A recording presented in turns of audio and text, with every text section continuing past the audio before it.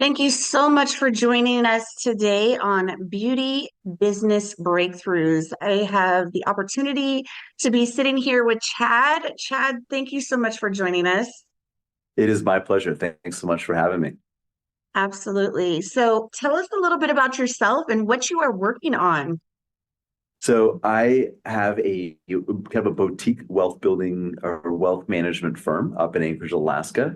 We do a lot of financial planning, retirement planning, but really it's coaching. It's helping people use finances and investing to build a better life, have more freedom and flexibility, and ultimately experience more abundance. So we've got clients all across the country, manage close to $500 million now, about $450 million, families all across the US, and just trying to help them to utilize finances and money as a tool to create a better life for themselves and a better future. Absolutely, absolutely. So how did you get started in that industry? Well, I have a very indirect path, let's just say that. So my formal education is more on the medicine route. I have a degree in biochemistry. I did not intend to get into this industry, but like a lot of your listeners, I wanted a job, or rather a business that I owned and not a business that owned me. And as an Right, entrepreneur, it's really easy for the business, the job, your employees, in a sense, to own you. And you're tied to that thing. You're tied to your cell phone. You have no freedom and flexibility. And in the medicine space, I didn't care about working 80, 100 hours a week and having no life balance. And right. then I met the woman who's now my wife. And Okay. she did not want she did not want that life. She did not want a hotshot surgeon. She wanted a husband. She wanted a family. She wanted kids. She wanted somebody to raise them with. So I had to Right. really think some things. So I actually started another business before this one. And it wasn't, for me, it wasn't a long-term plan, but I started Okay. training athletes, and I started working with some Olympians, some professional athletes. And it was a business that allowed me to scale relatively quickly. But I Okay. knew I didn't want to do it for 20, 30 years. So I built that up, and then trying to figure out what am I going to do with a biochemistry degree, and do I want to look at maybe a different area of medicine that isn't as intense? And ultimately, I looked at this as a way to still have a huge impact in somebody's life and be able to change Right. not just their finances, but the trajectory of their future. And to be able to do it in a way that if I was careful, I could still have really good work-life balance. Now, there's a lot Right. of people who don't in this field. So I don't care what business you have, if it's a beauty salon, if you own your own dental practice, or if you're Right. a wealth manager, the business can always steal your freedom, but it can also help you build it. It's a vehicle that you have to direct appropriately. But I felt like for me, this line of work was going to be a better fit to still have the impact I wanted to have on people around me without Mm. sacrificing myself or my family for it. Right. No, I completely agree. And I absolutely love the fact that you kind of had to sit back and look at yourself and say, hey, okay, is this career worth me going after and continuing? Or is this woman who I want to call my wife and build a family and a life and a legacy with? Do I need to make some alterations? So kudos to you on that. She must be a wonderful, wonderful woman. But I do like how you kind of bring it back to being able to say, hey, this is a career that I'm still be able to make an impact in people's lives. Obviously, when you're a surgeon, you're making an impact in their physical life, right? Whereas in this aspect, you're able to assist them with your training, in their physical life and their mental, and then also in their financial life. So tell us a little bit about how you went ahead and were able to scale up? Like, when did you realize that you had the opportunity to scale up your business? Okay. So let's start on the fitness side in my training business. So I had a background in athletics, and again, that was not something I wanted to do as a career. And at that point in my life, I really didn't have a strategy for how to scale that into a business that would pay me while I wasn't at work. So that was kind of something holding me back. Now, looking back, I have ideas on if I was to go through that again, on how to scale it, how to make it more sustainable. But back then, I was only getting paid for the hours that I worked. So it allowed me to scale quickly. It took about 2.5 years before I was making about $100,000 a year. And this is back in 2000. 2003, when $100,000 was worth something before all this crazy Right. inflation, right? Now that's nothing to sneeze at anymore. It's like, oh, Jesus. But what I was hitting, share, was a ceiling. I was running out of hours in the day. Mm, And I knew that I wanted to start a financial practice, but there was so much fear, that fear of failure, the fear of the unknown. And honestly, there's a comfort zone. I was making hmm pretty good money and I was coming home with cash every single day. And it hmm was consistent. I booked out clients. I was starting to double up folks. I was giving hmm people discounts. They want to train together. Like, Right. maybe this professional fighter, he's got a similar workout routine to hmm an Olympic skier, and we're Right. gonna let them work out together because I was running out of space in the day, hmm but it wasn't scaling. And I was realizing I can't build this sustainably. I will eventually be the lid to this. So I started my financial practice with horrible timing. It was 2007, and this was right as the financial meltdown started. Yep. So I was licensed. I got my licenses within 2 weeks of the beginning of the global meltdown. So this was fall of 2007. I had a little baby girl on the way and no experience, no marketing, not even really a business plan. I would not recommend anybody doing this. It was really, really rough. It was arguably one of the most difficult times to start any business in the financial industry. But we made it through. And it took about 6 years to get that business to produce as much income as I was making training athletes. But Wow. but 6 years after that, I was making more money in a month than I would make in a full year training. Absolutely. So it took a while to build that momentum, but then because I was able to build it sustainably, I was able to scale that. It was a hockey stick curve. It just kept on building. So they're very, very different business models. But at the end of the day, I was coaching individuals. I was not just giving them a product, I was helping hmm them be a better operator of that product. And that can go across any industry. I don't care what you're Absolutely. doing or what you're selling as a service, but if you can change people from the inside out, even if you're hmm selling a product, like that's where the loyalty comes from, that's where the impact hmm comes from. And for me, that's where my own passion comes from. Absolutely. I love that, and I think very similar to your story, even though you switched gears, if you will, you switched industries. For me, I was providing services, and with a service-based industry, like you said, you are the cap. There's a ceiling. There's only so many days in the week. There's only so many hours in a day. You can only provide so many services.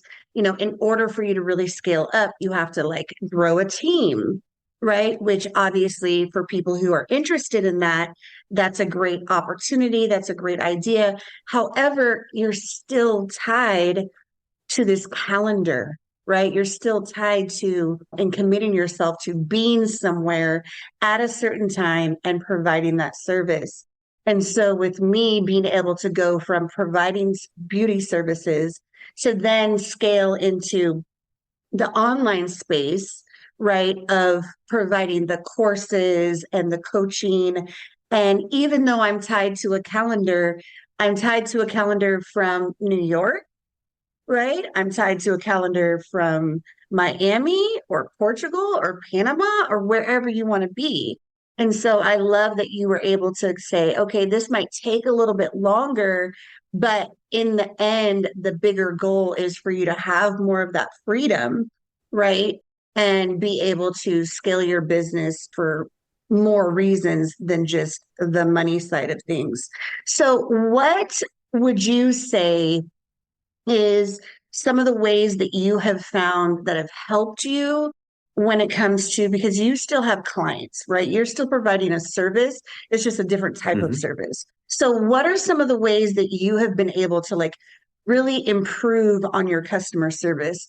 And I'm asking this, and it's two part because I actually kind of was laughing at myself recently. I ran across an old message that I had in my inbox from a follower on social media. And my old customer service mind was when somebody reached out to me, I was like, well, did you look at my website? Did you read my FAQs? Right? Go back and look for it, right? Look for the answer. And now I'm like, oh, would you like a link? Here, let me send you the link.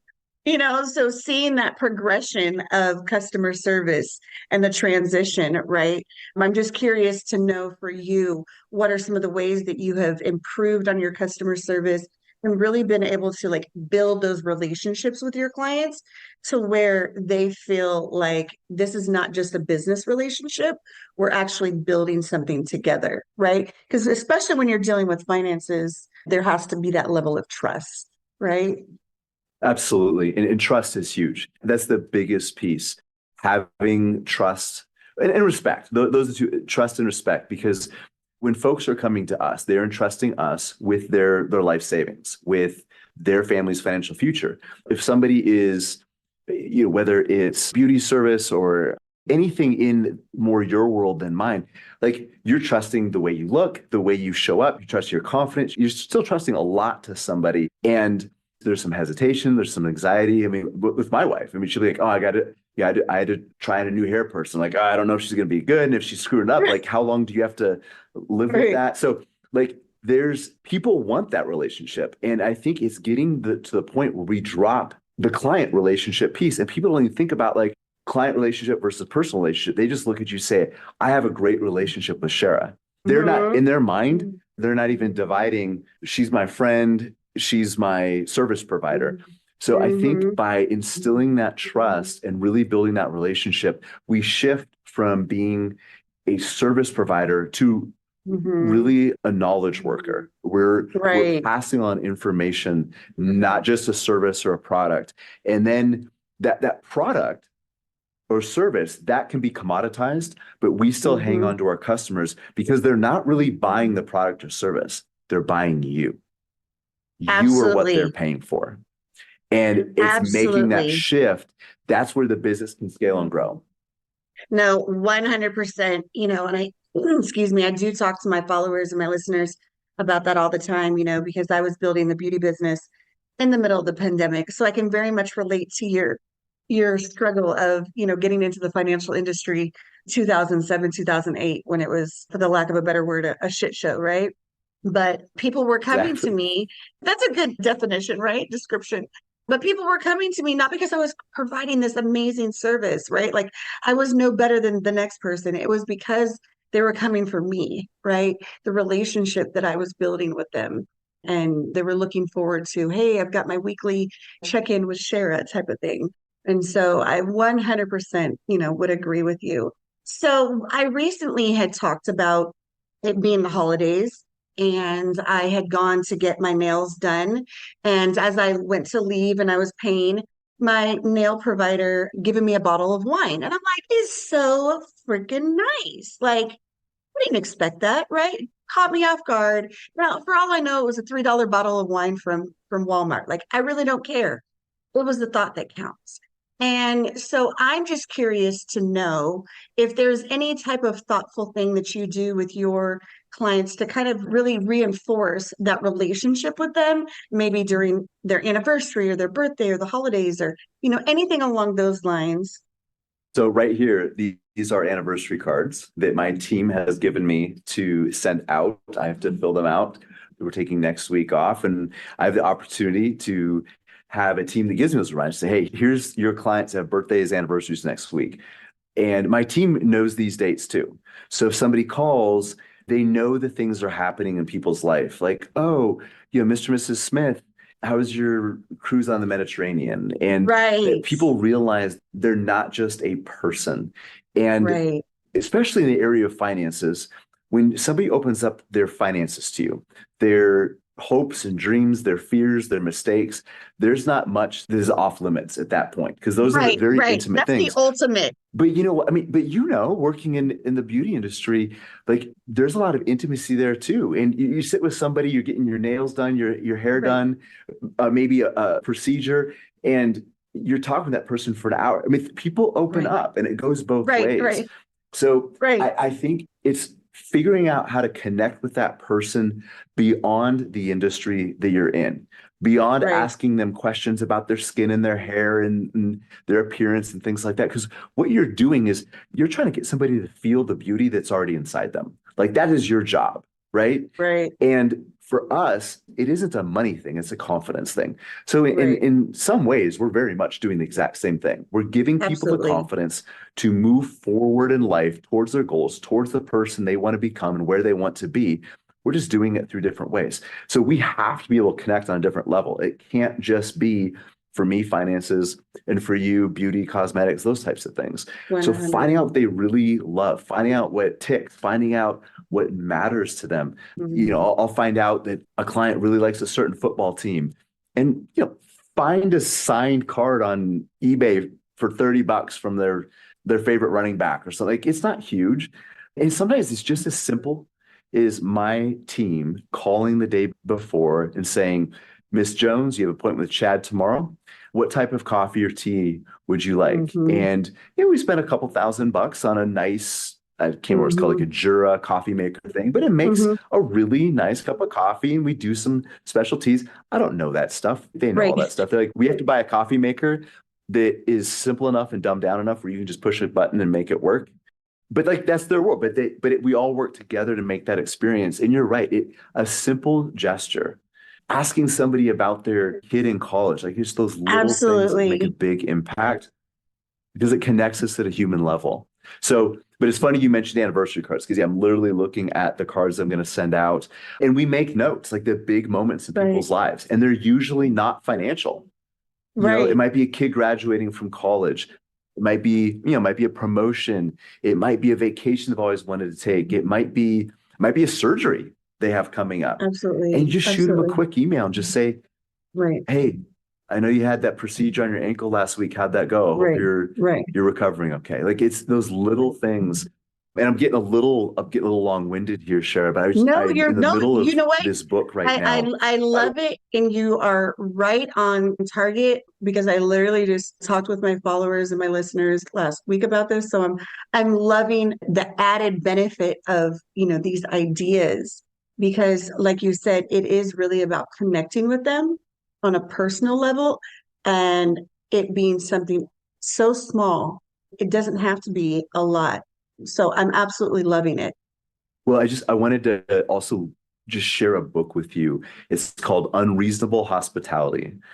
And for your listeners, again, I don't care what industry you're in, you're running any type of business or even thinking about it. Unreasonable Hospitality is by Will Guidara. He is owner of some very, very high-end restaurants in New York. I think he's got a couple in Los Angeles, but some couple restaurants I don't know how to pronounce. But I heard him speak a couple years ago, and he just came out with this book, Unreasonable Hospitality. And he's coming from the restaurant side of things, but hospitality can be applied to any industry.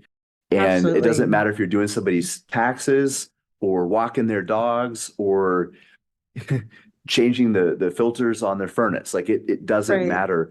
It's that deep human connection that people crave. And I think in today's world where, I mean, we're sitting here talking thousands of miles away on Zoom, but Right. it's so easy to be distanced through technology. If you can build that human connection, I believe Hmm. people are thirsty for that. They're craving Absolutely. that. And for the people that are able to figure out how to do it, that's what's going to separate you. That's your differentiator. Hmm. Hmm. Human connection. Yeah, 100%. I really appreciate just kind of your tips and your advice. Like I said, it really mirrors what I already do. I'm saying I do, meaning this is how I built my business, right? Engaging with my followers when I was providing services, engaging with the people that were coming in to get services and things of that nature, because it built that relationship so that they were comfortable, confident when they were coming to see me. It was like, hey, girl, you know and I continue to do that on a daily basis with all of my students and things of that nature. So me being coming from the financial industry, I was a tax and business consultant for almost 20 years, so I understand, like, being able to get somebody's trust when it pertains to their money, their taxes, their social security number, their this, that, or whatever. Like, that's a huge thing. So once you have that, everything else just falls in line, right? To be able to have that organic conversation with them. So one last question before we finish up here. I just want to know, like, you have been an entrepreneur, you have been a successful person, professional. What would you tell somebody, no matter what industry they're in, what would you tell somebody that is starting out in terms of like maybe some words of encouragement or, a quote that has stuck with you and kind of helped you to persevere, through the hard times? What kind of words of wisdom can you instill in my listeners today? Well, building a business is a momentum game. And just like if you were pushing a car, and I'm here in Alaska, so pushing a car out of a ditch when its roads are slick, like that's just something we do. But your car runs out of gas, you're pushing it. There's so much momentum, or sorry, so much effort that it takes to just get that car to budge. And once it gets rolling, it starts moving faster and you don't have to push quite as hard. But when you're starting a business, it feels like you're pushing a car out of a ditch. You're putting in so much effort just to get it to budge, and you don't see those immediate results. We have to remember is the outcome is not completely in our control. The input, though, is how hard we push and how often we push. So as entrepreneurs, we need to focus on inputs, not outcomes. Now, the outcomes, they're important. They're measurable. That's the success in the business. But we have to learn how to connect the outcome that we want with the input that we can control. What that does is it gets us to focus on the right things. And entrepreneurs can be so focused on the outcome that they end up wasting their time and energy in the short term or in the moment, or just giving up because Right. their win that they're celebrating is hitting a sales goal, hitting a target, hitting a revenue Mhm. stream goal, or something like that. What we need to do is celebrate the inputs. Celebrate the 20 people that you called, inviting them into your service. Celebrate the 10 thank you cards that you wrote to clients, because you know what? Referrals are probably going to be your best source of new clients. Absolutely. Celebrate the things that you can control and build momentum with Mhm. small wins. I love That's my two that. cents. Awesome. That's so good. I love that. Thank you so much again, Chad, for joining us today. And if people want to be able to get in contact with you, interested in working with you, how can they reach you? Veritas Alaska is our www.veritasalaska.com, and then veritas.alaska on Instagram. Awesome. Can you do me a favor and just spell that for me? Yes, it's Veritas, and then Alaska spelled out Alaska. Perfect. I love it. Thank you again, Chad. And we look forward to connecting with you again. Sounds great. Thanks, Cher. It's a pleasure to be here and an honor to talk to your guests.